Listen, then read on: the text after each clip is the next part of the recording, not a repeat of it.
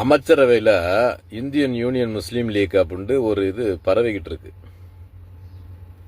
அதை ஒரு கூட்டம் கொண்டாடிக்கிட்டு இருக்கு. இத்தனை ஆண்டு காலம் திமுக ஓட்டு மட்டும் வாங்கிட்டு இருந்தாங்க. இப்பதான் சமூகம் முன்னேற்ற பாதைக்கு போயிருக்கு அப்படின்னு சொல்றாங்க. ஏன் அதை கூட்டணி வைக்கிறதுக்கு முன்னாடியே அதை நினைக்கிறது இல்லையா? அதை செஞ்சிருக்கலாம் இல்லையா? உங்களுக்கு ஓட்டை மட்டும் தானே வாங்கிட்டு இருக்காங்க. வேற கட்சி வந்திருக்கு, அவர் அழைப்பு கொடுக்குறாரு, ஆட்சியிலையும் அதிகாரத்திலையும் பங்கு தர்றோம்ட்டு. அதை முன்னாடியே எடுத்துட்டா பிரச்சனை இல்லை.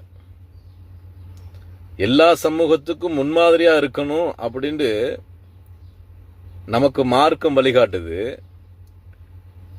ஆனா நம்ம எல்லா சமூகத்தை மாதிரியே நம்மளும் இருந்துகிட்டு இருக்கோம். என்ன மாதிரியான மனநிலை? என்ன மாதிரியான மனநிலை? இது எப்படி கொண்டாட முடியும்?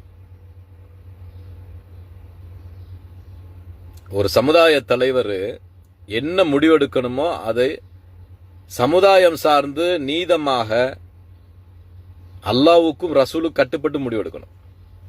அதுதான் சமுதாய தலைவருக்கு அழகு. இது எதை காட்டுதுன்னா சந்தர்ப்பவாதம், பதவி ஆசையை காட்டுது.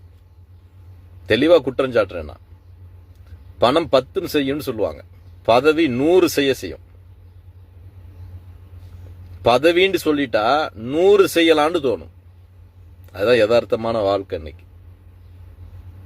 இன்னைக்கு அதுல அதுவும் போய் அகப்பட்டு இருக்கிறது தான் ரொம்ப வேதனைக்குரிய விஷயம். நீங்க போங்க, அவங்க கூப்பிடும் போதே நீங்க போயிருக்கலாம். அதுல ஒரு கண்ணியம் இருக்கும். இப்ப வரலாற்றுல பிழை ஏற்பட்டிருக்கு. எல்லாரும் செய்யற மாதிரி தான் இவங்களும் செய்யறாங்க. கொஞ்சம் பொறுமை காக்குறது. அவங்க திமுக காரங்களும் பாக்குறாங்க இல்லையா, யாரெல்லாம் என்னென்ன மாதிரிலாம் செய்யறாங்க அப்படின்ட்டு. நாளை பின்னைக்கு உங்களுக்கு கூடுதலான சீட்டு கிடைக்கலாம். உங்களுக்கு அவங்களே கூப்பிட்டு வச்சு அமைச்சர் பதவி கொடுக்கலாம். நீங்க கஷ்ட காலங்களில் துணையா இருந்தா எல்லாம் உங்களுக்கு மேன்மைப்படுத்துவான். ஒருத்தவங்களுடைய கஷ்ட காலங்களில் நம்ம துணையா இருக்கணும், காலவாரிட்டு போக கூடாது.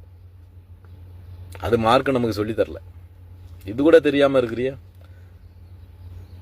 உங்களுக்கு எல்லா அரசியல் அறிவு இருக்கலாம், ஆனா நமக்கு முதன்மையானது ஆன்மீகம் இல்லையா? அதன் அடிப்படையில் முடிவெடுத்திருக்கணும். வந்தா நல்லது தானே, மாற்றம் வந்தா நல்லது தானே. வந்தா நல்லதுதான். என்ன மாற்றம் வந்துச்சு? எதுக்காக நீங்க ஆதரிக்கிறிய?